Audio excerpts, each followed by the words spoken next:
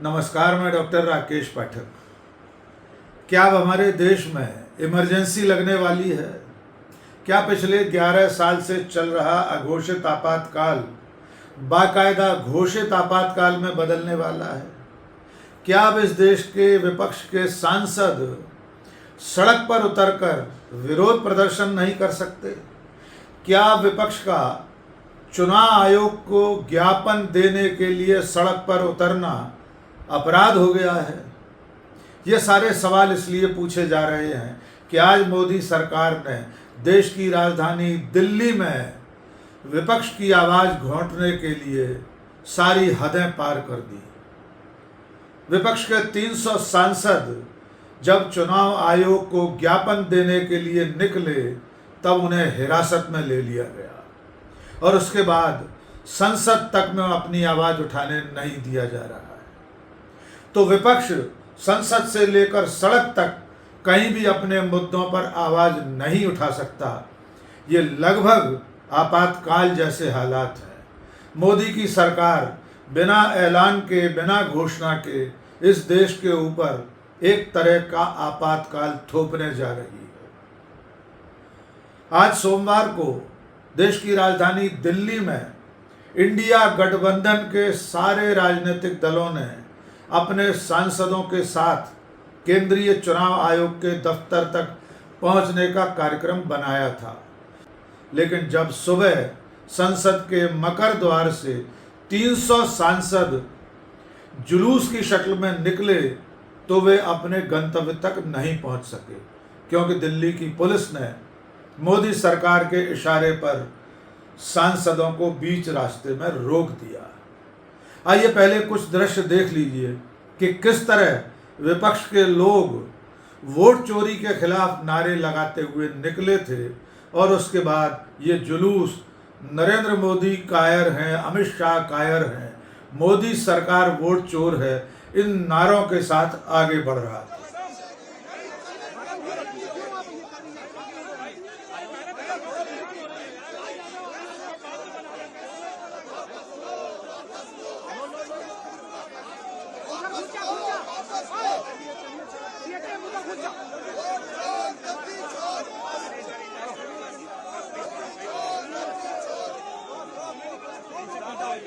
मोदी शाह कायर है, कायर है, कायर है। मोदी सरकार कायर है, कायर है, कायर है। वोट चोरी बंद करो, बंद करो, बंद करो। वोट चोरी नहीं चलेगी, नहीं चलेगी, नहीं चलेगी। वोट चोरी नहीं चलेगी।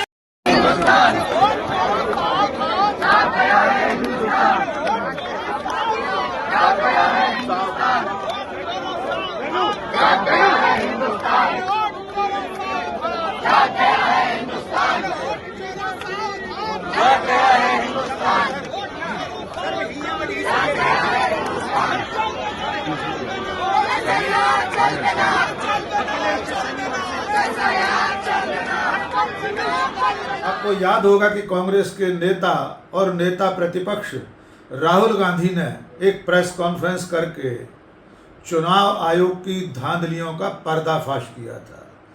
उसे उन्होंने एटम बम का नाम दिया था और सचमुच में जब उन्होंने दस्तावेजी सबूतों के साथ देश को ये बताया कि मतदाता सूचियों से लेकर मतदान तक किस किस तरह की गड़बड़ियां हो रही हैं, किस तरह वोट चोरी किया जा रहा है, उसके बाद से चुनाव आयोग और सरकार सवालों के घेरे में है।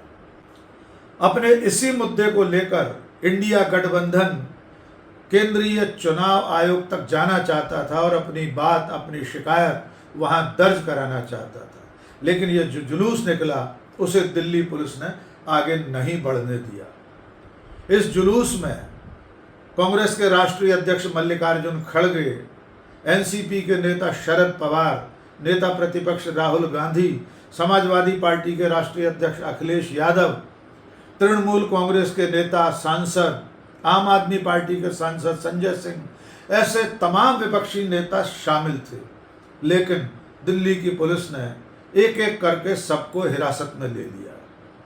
कांग्रेस अध्यक्ष मल्लिकार्जुन खड़गे जो 85 साल की उम्र के हैं, उन्होंने किस तरह नारे लगाए वोट चोरी के खिलाफ, वे भी सुन लीजिए।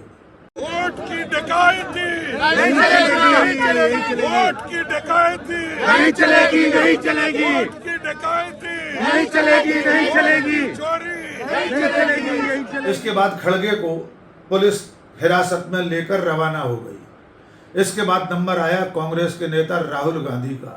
राहुल गांधी को भी पुलिस ने अपनी वैन में बिठा लिया। उन्होंने हिरासत के बाद गाड़ी के भीतर से ही मीडिया से जो कुछ कहा, आइए उसे भी देख लें। वो एक्चुअली बात नहीं कर सकते, रियलिटी ये है, क्योंकि सच्चाई देश के सामने है। और ये जो लड़ाई है ये राजनीतिक नहीं है, ये कॉन्स्टिट्यूशन की लड़ाई है, कॉन्स्टिट्यूशन को बचाने की लड़ाई है, वन मैन वन वोट की लड़ाई है।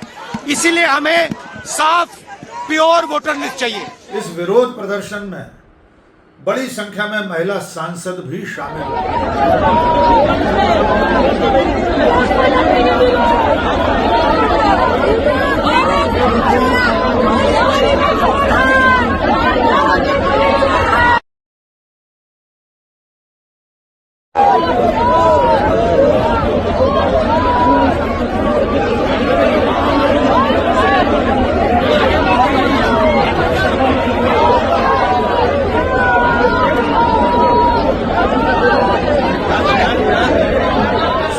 प्रदर्शन में कांग्रेस की सांसद प्रियंका गांधी नारे लगाते हुए शामिल हुई।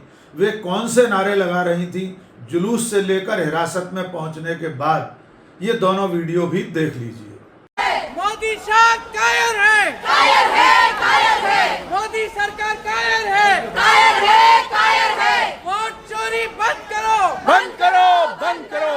वोट चोरी नहीं चलेगी, नहीं चलेगी, नहीं चलेगी, वोट चोरी नहीं चलेगी, नहीं चलेगी, अरे नहीं चलेगी, नहीं चलेगी, नहीं चलेगी। अरे मोदी शाह कायर है, कायर है, कायर है। अरे मोदी शाह कायर है, कायर है, कायर है। अरे मोदी शाह कायर है, कायर है, कायर है। लोकतंत्र से खेलना बंद करो, बंद करो, बंद करो। लोकतंत्र से खेलना बंद करो, बंद करो, बंद करो। कांग्रेस, समाजवादी पार्टी, तृणमूल कांग्रेस, सभी पार्टियों की महिला सांसदों ने इस विरोध प्रदर्शन में बढ़ चढ़कर हिस्सा लिया।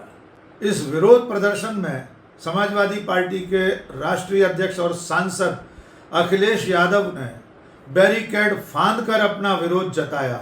आइए ये वीडियो भी आपकी नजर करते हैं।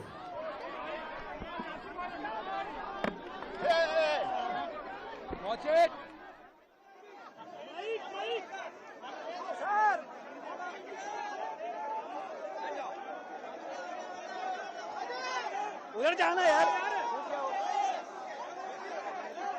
इस विरोध प्रदर्शन में भारी धक्का मुक्की और उमस के चलते टीएमसी की सांसद मिताली वाघ बेहोश हो गई। समाजवादी पार्टी की सांसद प्रिया सरोज उनके पास थी। उन्होंने उन्हें संभाला और कांग्रेस नेता राहुल गांधी को आवाज दी।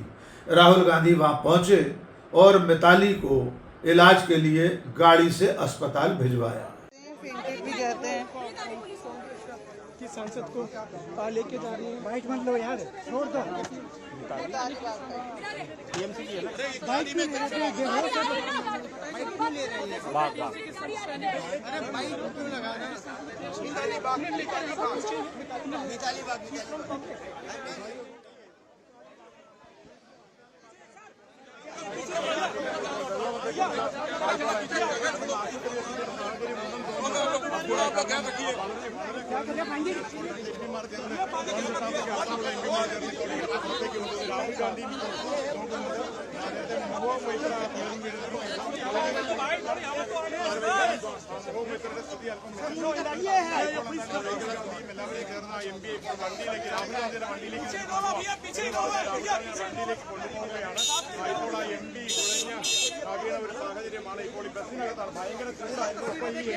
विपक्ष के इन तमाम नेताओं को हिरासत में लेकर पार्लियामेंट स्ट्रीट थाने भेजा गया। मालूम नहीं है कि इतने बड़े पैमाने की वोट चोरी हुई है।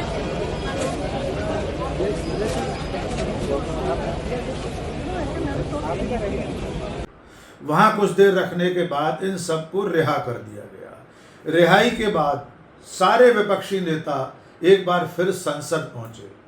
संसद में पहुंचने के बाद राज्यसभा में कांग्रेस के नेता और पार्टी के राष्ट्रीय अध्यक्ष मल्लिकार्जुन खड़गे ने फिर अपनी बात इलेक्शन कमीशन के पास सभी पार्टियों के एमपीज लोकसभा और राज्यसभा के हम मेमोरेंडम लेके जा रहे थे। हमको मेमोरेंडम लेके जाने के लिए भी उन्होंने हमको वहाँ रोक दिया। हम जो उनको मिलना चाहते थे और किसी को मिलने नहीं दिया और उन्होंने सीधा हमको क्योंकि यहाँ पर important I'll have to move on. It is not on the bill. It's not on the bill. Sir, Honorable Leader of the House. Sir, I've taken your point, sir.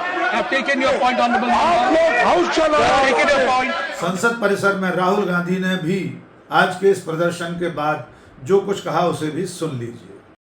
हम आपको एक डॉक्यूमेंट देना चाहते हैं। इलेक्शन कमीशन कहता है नहीं, 300 MP नहीं आ सकते। यही हालत है, क्योंकि डरते हैं 300 एमपी आ गए तो वहाँ पे सच्चाई निकल आई और हमने उनको थोड़ा जो उनके काम की सच्चाई है दिखा दी। सर, आपको लगता है इलेक्शन कमीशन की लड़ाई है, मैं थोड़ा क्लियरली बोलना चाहता हूँ, अब ये राजनीतिक लड़ाई से आगे निकल गई। अब ये देश की जो आत्मा है, स्पिरिचुअल देश का जो आत्मा है, उसके लिए लड़ाई हो रही है, कॉन्स्टिट्यूशन की लड़ाई है। 1 मैन 1 वोट कॉन्स्टिट्यूशन का फाउंडेशन है। 1 मैन 1 वोट के बिना कॉन्स्टिट्यूशन का कोई मतलब नहीं। और हमने क्लियरली दिखाया कर्नाटक में कि 1 मैन 1 वोट नहीं है। Multiple man multiple vote, 1 man multiple vote, सारा कुछ चल रहा है। तो ये अब लड़ाई पूरी की पूरी ऑपोजिशन लड़ रही है और हिंदुस्तान के जो युवा हैं उनको ये बात समझ आ गई है। तो अब इलेक्शन कमीशन को चुपना काफी मुश्किल हो जाएगा।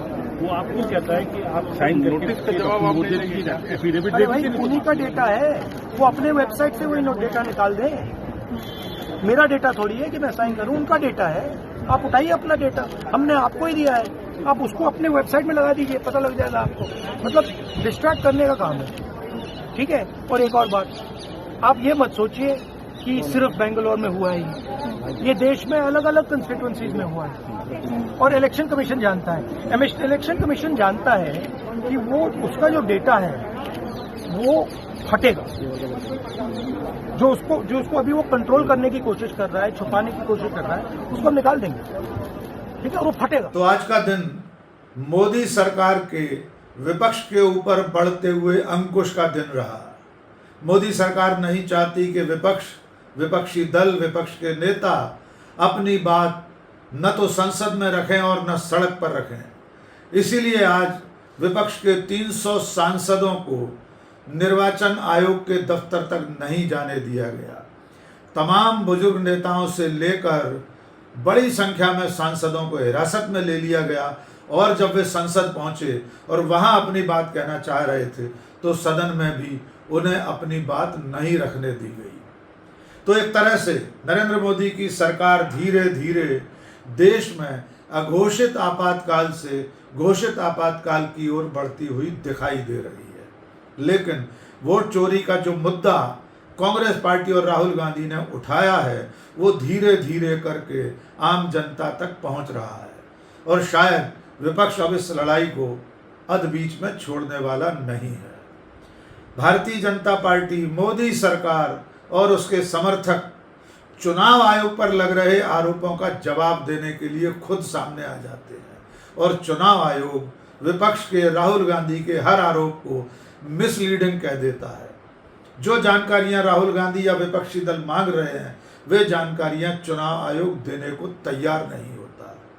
कुल मिलाकर राहुल गांधी जो दावा कर रहे हैं कि ये लड़ाई राजनीतिक लड़ाई नहीं है, ये संविधान बचाने की लड़ाई है, एक व्यक्ति एक वोट की लड़ाई है। वोटिंग सिस्टम में, मतदान की प्रक्रिया में जितने तरह के फर्जीवाड़े हो रहे हैं उन्हें खत्म करने की लड़ाई है। तो देखना होगा आगे चलकर विपक्ष अपने इस आंदोलन को किस तरफ और कहां तक ले जाता है और सरकार इस मुद्दे पर विपक्ष से कैसे निपटती है। आज के इस वीडियो में बस इतना ही। बहुत बहुत शुक्रिया। जय हिंद।